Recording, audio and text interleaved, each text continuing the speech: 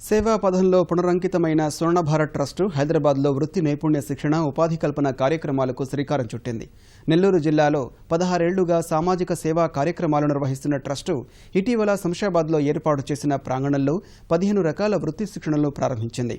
పేదలకు వైద్య సహాయం అందించే లక్ష్యంతో ఉచిత వైద్య శిబిరం అందుబాటులోకి తెచ్చింది.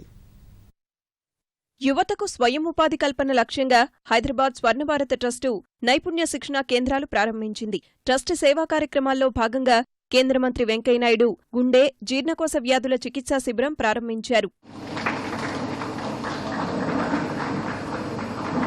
అనంతరం ట్రస్టు ప్రాంగణంలో ఏర్పాటు చేసిన అటల్జీ వృత్తి నైపుణ్య శిక్షణ, ఔషధ సాంకేతిక నైపుణ్య కేంద్రాలను కేంద్ర మంత్రి రాజీవ్ ప్రతాప్ రూడీ ప్రారంభించారు. ఏటా 8 లక్షల మంది ఇంజనీరింగ్ విద్యార్థులు నైపుణ్యలేమితో నిరుద్యోగులుగా మారుతున్నారని కేంద్ర మంత్రులు అభిప్రాయపడ్డారు. L and T, Andhra bank, Varalakshmi foundation వంటి సంస్థల సహకారంతో యువతకు electrical and house wiring, AC refrigerator, cell phone మెకానిజంతో పాటు ఎంబ్రాయిడరీ, దుస్తుల తయారీలో యువతకు శిక్షణ అందించనున్నారు. సెయింట్ సాఫ్ట్వేర్ సంస్థ 50 మందికి కంప్యూటర్ శిక్షణ అందించేందుకు ముందుకు వచ్చింది. శిక్షణ పొందేవారికి వసతి, ఉద్యోగం, ఉపాధి కల్పించనున్నారు. నైపుణ్యాన్ని పెంచుకోండి. 2, చేసే పని పెద్ద ఎత్తున చేయండి, చిన్న చిన్నగా కాకుండా. 3, వేగంగా చేయండి అని. Skill, scale, speed. దాంతోపాటు ఇంకో మంత్రం కూడా చెప్పాడు మా అందరికీ, మంత్రులందరికీ, దేశ ప్రజలకు కూడా. ఏంటంటే రిఫార్మ్, పర్ఫార్మ్ అండ్ ట్రాన్స్ఫార్మ్ అని. ఈ దేశాన్ని ఆమూలాగ్రంగా సంస్కరించాలి, పేదరికాన్ని పారద్రోలాలి, ఆర్థిక అసమానతలను తగ్గించాలి, సామాజిక న్యాయం అందరికీ జరగాలి, భారతదేశం సుసన్నపం కావాలి, రైతుల యొక్క ఆదాయం 2 అంతలు కావాలి, చేతులు వృత్తులు వాళ్ళకి ప్రోత్సాహం ఇవ్వాలి, బ్యాంకు తలుపులు పెద్దవాళ్ళకి కాకుండా చిన్నవాళ్ళకు కూడా తెలిసి వాళ్లకు రుణాలు ఇవ్వాలి అనే ఉద్దేశంతో ప్రధానమంత్రి ఈ దేశంలో ఈ పరివర్తన సంకల్పాన్ని, యజ్ఞాన్ని చేపట్టాడు.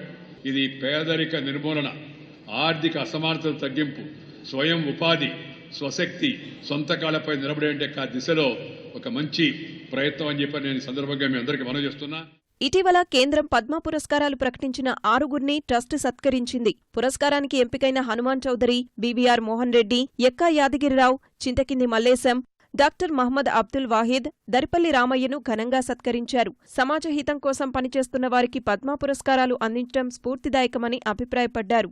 సామాజిక ప్రయోజనం నిండిన శిల్పకళ, వైద్యం, సమాచార సాంకేతిక రంగంలో దూరదృష్టి, పారిశ్రామిక బాధ్యత కలిగిన వ్యక్తులంతా పద్మ పురస్కారాలను అందుకోవడం సంతోషకరమన్నారు.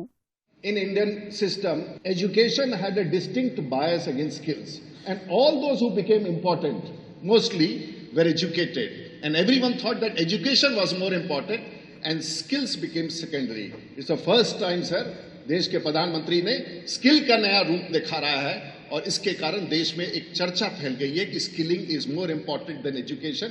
Education is important.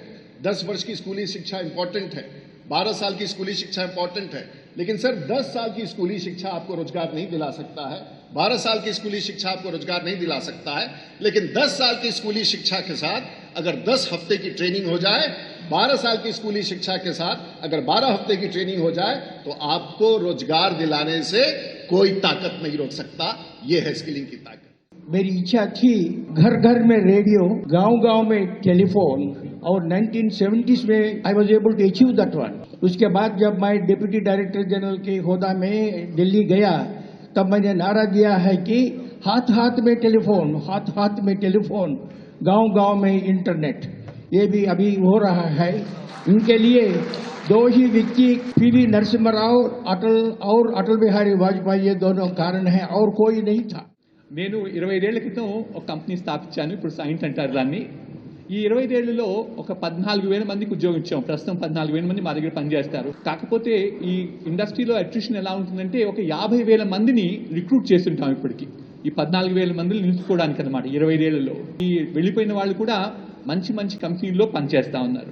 Employment creation చేయటువంటి చాలా ముఖ్యమైన విషయం. వృక్షో రక్షతే రక్షిత అన్నారు పెద్దలనగా, వృక్షాలను రక్షిస్తే ఏమైనా రక్షిస్తాయి.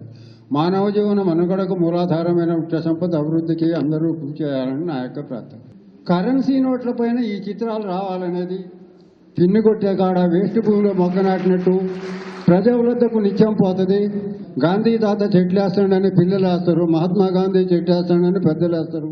ప్రభుత్వాలు అందరికీ ఉద్యోగాలు ఇవ్వడం కుదరదన్న కేంద్ర మంత్రులు యువత స్వయం ఉపాధి దిశగా అడుగులు వేయాలని సూచించారు.